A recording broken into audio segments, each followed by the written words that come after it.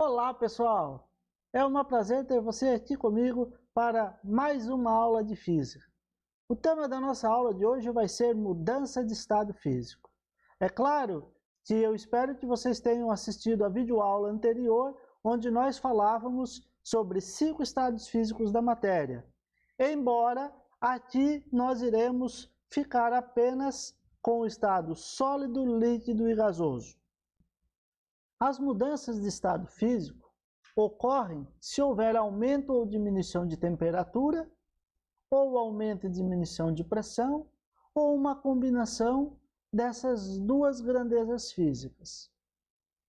Aqui nesta figura, nós podemos perceber os nomes dados a cada uma das mudanças de estado físico da matéria. A fusão é o nome atribuído para a passagem do estado sólido para o estado líquido. A vaporização é o nome dado à passagem do líquido para o estado gasoso. A liquefação é o nome dado para a passagem do gasoso para o líquido.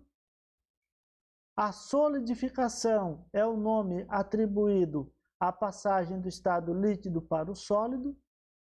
E a passagem do sólido para o gasoso ou vice-versa, atribuímos o nome de sublimação. A vaporização, ela pode ocorrer de 3 formas distintas: evaporação, ebulição e calefação, que nós vamos ver logo a seguir. Então, gente, vocês já devem ter visto em festas aqueles drinks que tem uma fumacinha. Aquela fumacinha nada mais é do que uma substância chamada gelo seco. Gelo seco é o gás carbônico, CO2, que foi congelado a uma temperatura super baixa, menos 78,5 graus Celsius. Esse gelo seco, quando ele está na temperatura ambiente, ele acaba se transformando diretamente do estado sólido para o estado gasoso. Por isso forma essa fumacinha aqui nos drinks que dá um tchan para a sua bebida. Aqui mostra uma segunda imagem, onde tem o gelo seco numa colher, a colher chega a ficar resfriada e toda aquela fumacinha ali, que na verdade é a substância que está passando para o estado gasoso. A naftalina é um outro caso, um outro exemplo de sublimação. Você compra essas pedrinhas aqui e coloca no guarda-roupa para afastar os insetos. Essa naftalina, ela vai aos poucos passando do estado sólido para o estado gasoso, tanto que você não percebe que o seu guarda-roupa lá fica com essa substância no estado líquido. A fusão e a solidificação, então, são processos inversos, O gelo se fundindo, está se transformando aqui em líquido, e aqui o contrário, um dia muito frio, em que a água se solidificou. Quando nós falamos na vaporização, o contrário da vaporização é a liquefação, Ou você passa do líquido para o gasoso, ou passa do gasoso para o líquido. A vaporização, em especial, nós temos aí 3 formas de realizar.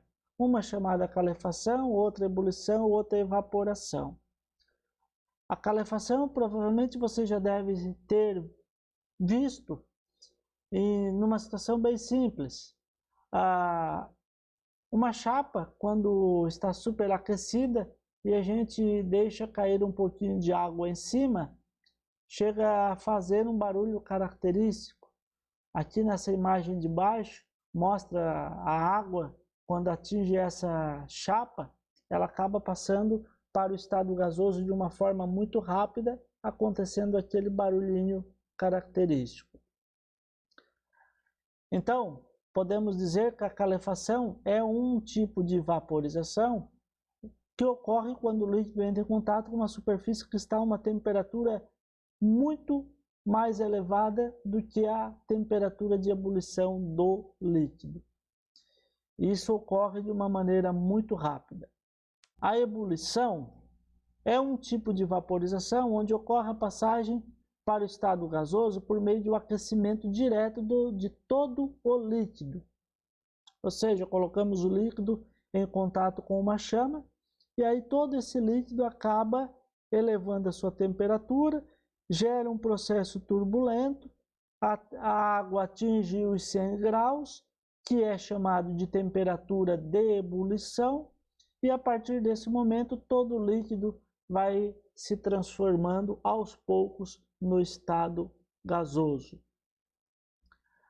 Para uma dada pressão, cada substância possui sua temperatura de ebulição. Este parágrafo aqui está querendo dizer para a gente que a água entra em ebulição a 100 graus Celsius, mas isso ocorre na pressão atmosférica de 1 atm. Se esta água estiver submetida a uma pressão maior, a sua temperatura de ebulição será um pouco mais acima. Não será os 100 graus. E a evaporação também é um processo de vaporização, ou seja, também é uma transformação de líquido para gasoso. Só que a evaporação é um processo muito lento. Ela pode ocorrer também a qualquer temperatura. Por exemplo, quando chove, criam-se poças d'água. Com o sol, essas poças elas vão aos poucos secando, vão evaporando, e aí você não percebe mais aquela água no estado líquido. A evaporação também é responsável pelo ciclo da água. A água evapora, depois passa todo por um processo de formação de nuvens, depois ocorrem as chuvas e aí retorna essa água, então num ciclo constante. As roupas no varal elas se secam devido à evaporação. Então vejam, gente, a diferença de ebulição para evaporação.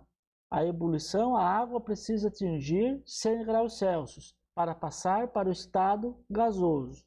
Já na evaporação, o processo se dá em baixa temperatura. Imagine, se não fosse assim, você colocaria o seu pé numa poça de água? Fique ligado, gente. Será que existem condições físico-químicas que aumentem ou diminuem o processo de evaporação? Sim, gente, existem alguns processos que fazem com que a evaporação da água se torne mais rápido. O primeiro é a temperatura.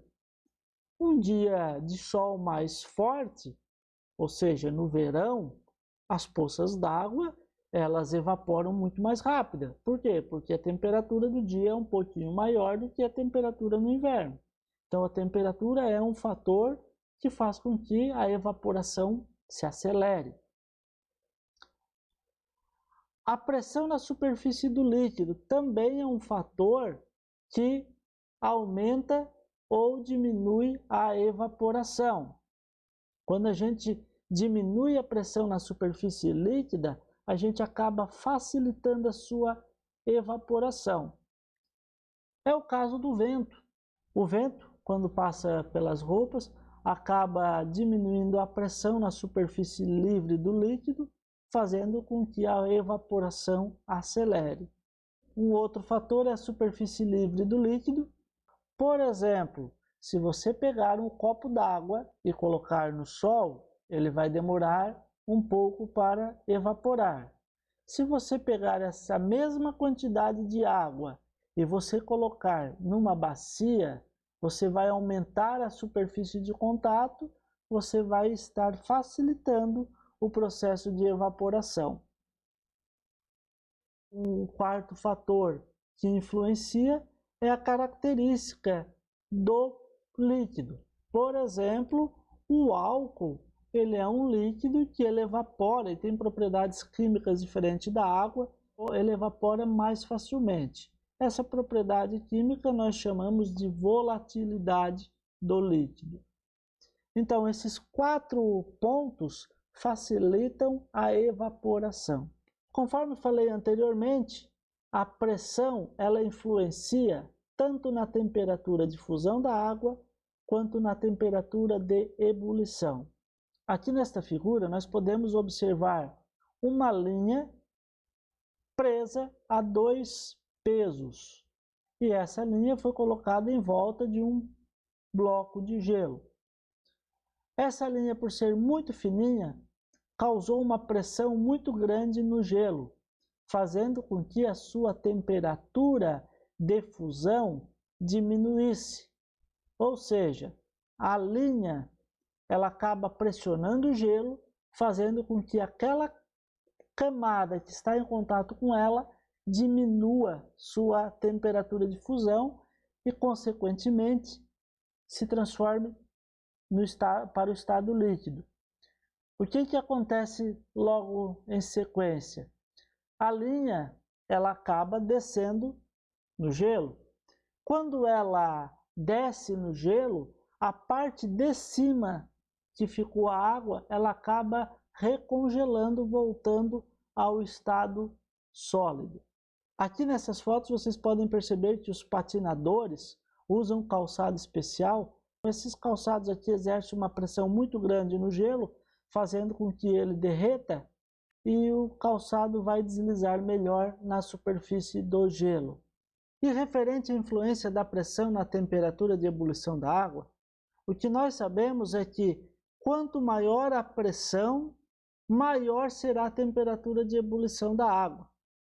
Ou seja, quando a água ela vai do estado líquido para o estado gasoso, a tendência dela é ampliar o seu volume.